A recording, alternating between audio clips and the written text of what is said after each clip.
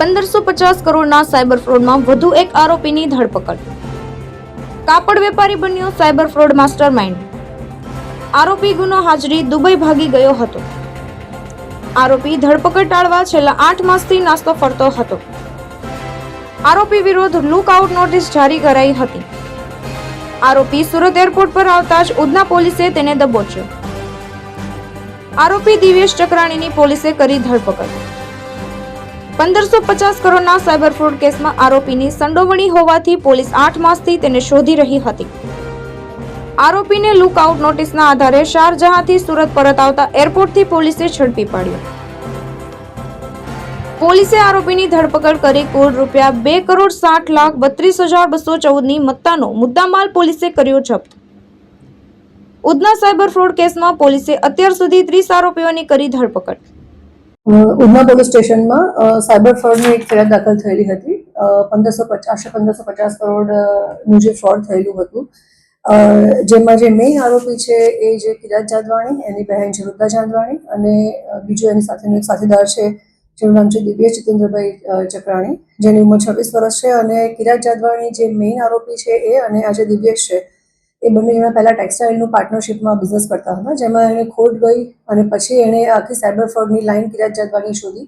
એની સાથે ઓલરેડી ટેક્સટાઇલના ધંધામાં પાર્ટનરમાં જે દિવ્યેશ જીતેન્દ્ર ચક્રાણી છે એ અને એની બહેન વૃંદા જાદવાણી, ત્રણેય જણાએ મળી અને એકાઉન્ટ ખોલાવવા, જે એકાઉન્ટ ખોલાવવા માટે થઈ અને જે વ્યક્તિ પોતાના એકાઉન્ટ્સના ડિટેલ્સ કેવાયસી આપે છે અને કરંટ એકાઉન્ટ ખોલવા માટેની જે આખી પ્રોસિજર છે એમાં તમામ ખાતાધારકોના બેંકના ડોક્યુમેન્ટ્સ લઈ બેંકની સાથે ટાઈઅપ કરી અને કરંટ એકાઉન્ટ ખોલાવવા માટે થઈ અને આખું એક જે સેટઅપ ઊભું કરવાનું હોય છે દુકાનનું, શોપનું, એ આખું ખોટું ઊભું કરવું, જેના કારણે થઈ અને બેંકવાળા સાથે પણ એ લોકોનું ટાઈપ હતું. અને આ ગુના સંદર્ભમાં જેમાં બેંકના જે કર્મચારી છે એ પણ ત્યાં આવે, જેણે બેંકનું ખાતું ખોલાવવાનું છે ધારક પોતે પણ આવે છે, અને આ જે આરોપી છે દિવ્યેશ જીતેન્દ્ર ચક્રાણી એ પોતે પણ ત્યાં જાય છે. એટલે બેંક અને ખાતાધારકો વચ્ચે એ પોતે એક ટાઈપની રોલ એને પ્લે કર્યો છે,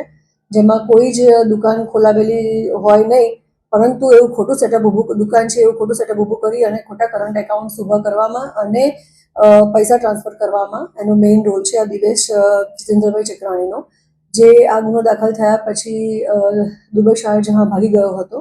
એના વિરુદ્ધમાં લુકઆઉટ નોટિસ જાહેર થયેલી હતી અને ગઈકાલે એ જ્યારે સુરત એરપોર્ટ ઉપર ઉતર્યો ત્યારે લુકઆઉટ નોટિસના આધારે અમે એને એરેસ્ટ કર્યો છે અને આગળની ઇન્વેસ્ટિગેશન અમારું અને પ્રાઇમરી એનું ઇન્ટ્રોગેશન અત્યારે અમારું ચાલી રહ્યું છે. ભાવેશ ઉપાધ્યાય, દૃષ્ટિકોણ ન્યૂઝ, સુરત.